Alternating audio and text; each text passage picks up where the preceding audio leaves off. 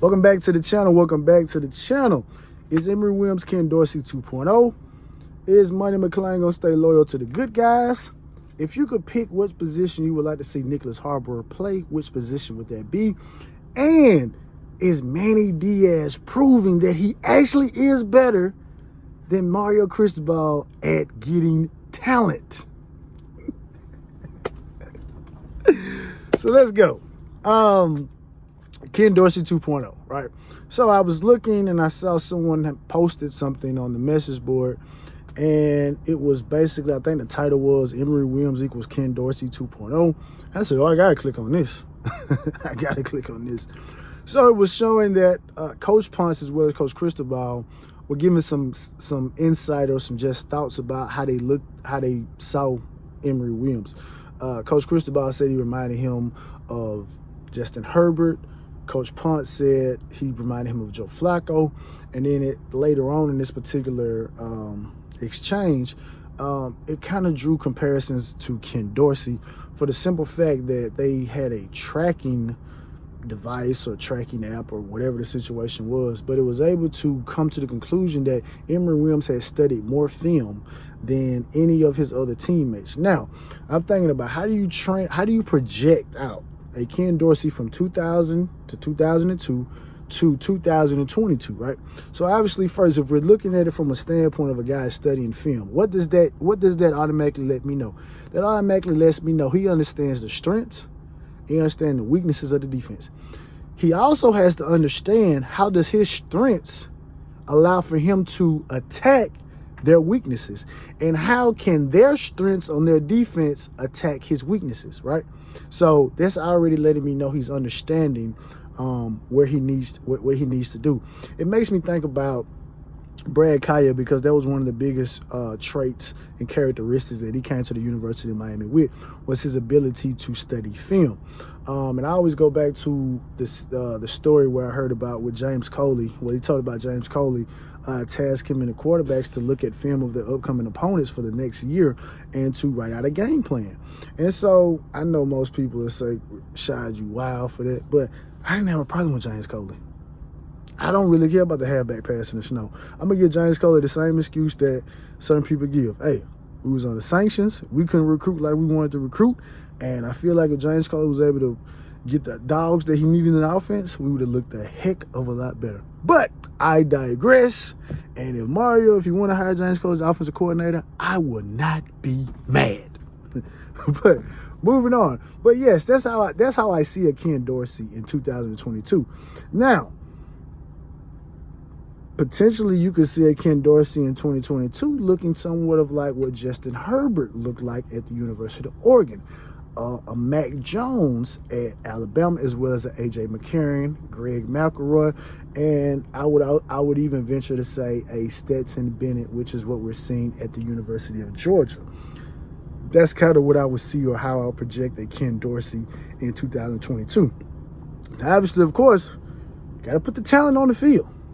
Got to make sure you got the talent on the field, right?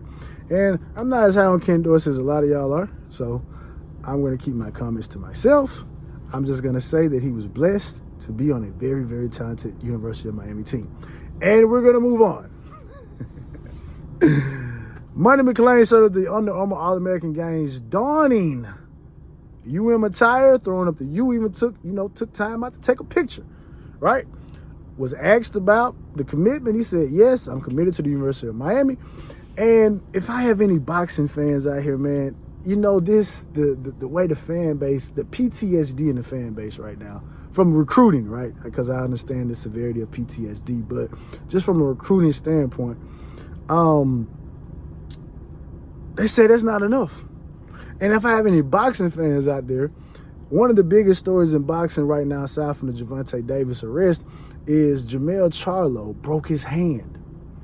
And fans are saying, well, we need to see proof. So he comes with proof showing his hand is wrapped in a soft cast, and they say that's not good enough.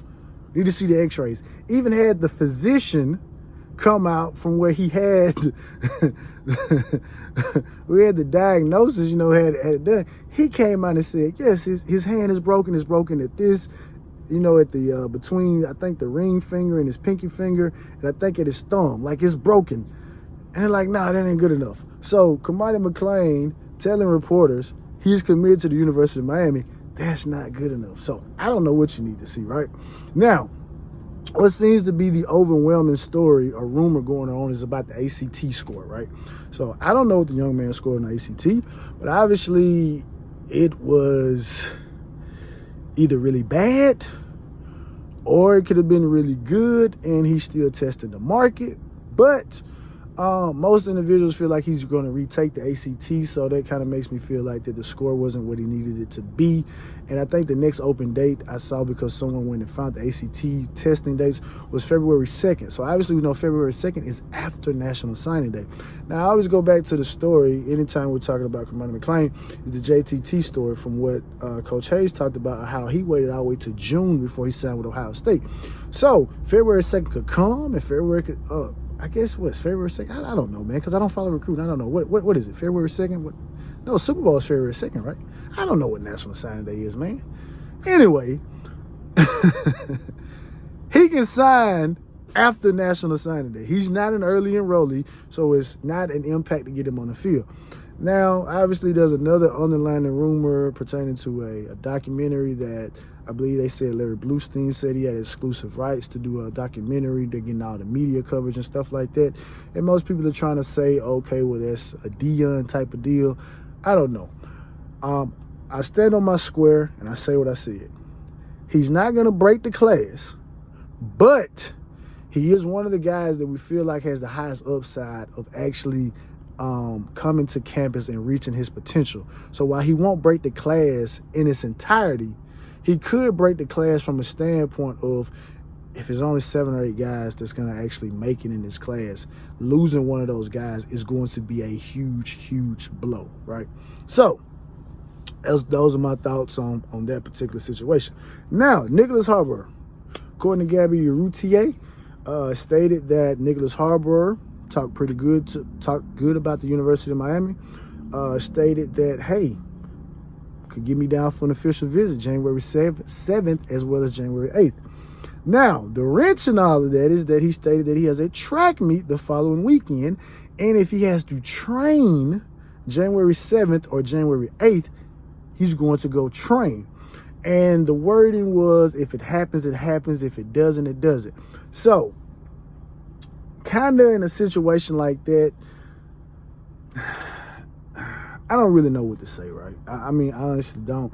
Obviously, you want the type of athlete in your building, but I have thoughts about that, right? Many of the league experts say that they predicted him to go to South Carolina, and the University of Miami is saying they're open to letting him play whatever position that he wants to play. He seems to be leaning more so to offense. I personally would like to see him more at defensive end, but I'll get into that after I say this. How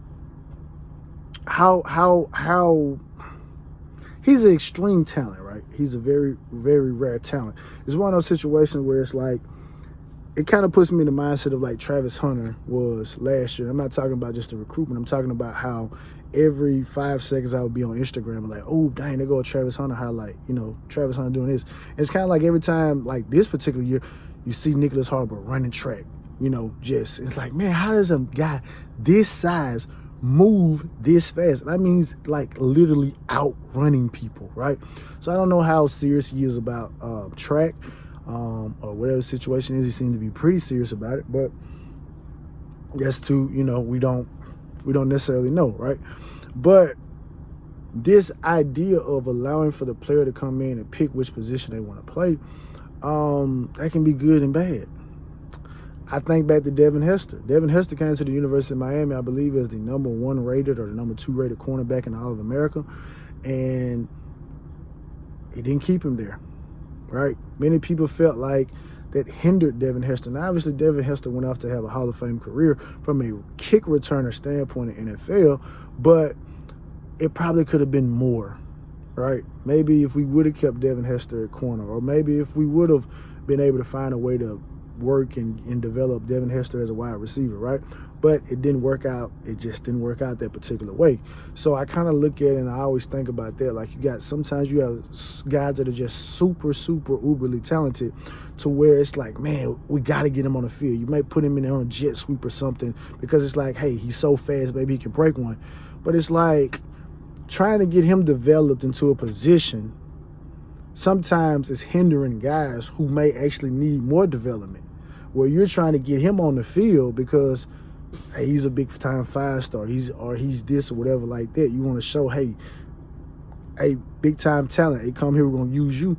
But then you maybe got a guy that's more suited and actually further ahead than him that needs that shine, and you kind of maybe overlook him, right? So you got that.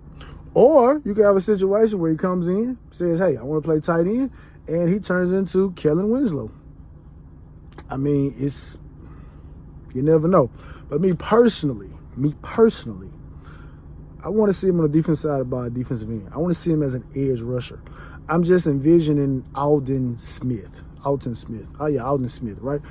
I know Aldon Smith is forgotten about right now in many aspects, but anybody that's a 49ers fan or anybody just a football fan in general, you had to see what Aldon Smith was doing, man. 6'5", I think he was around 275. I mean, Aldon Smith. I mean, I remember one particular play. I know I'm going off on a tangent, but I don't care. It's Football Channel. They lined Aldon Smith up, head up the center, man. It was 3rd and long. Man, when I say Aldon Smith, man, gave that center some work. When I say he gave that center some work and got to the quarterback, I said, man, I'm sure they was in Canton already getting the mold, and they started sketching. He gonna be in Canton.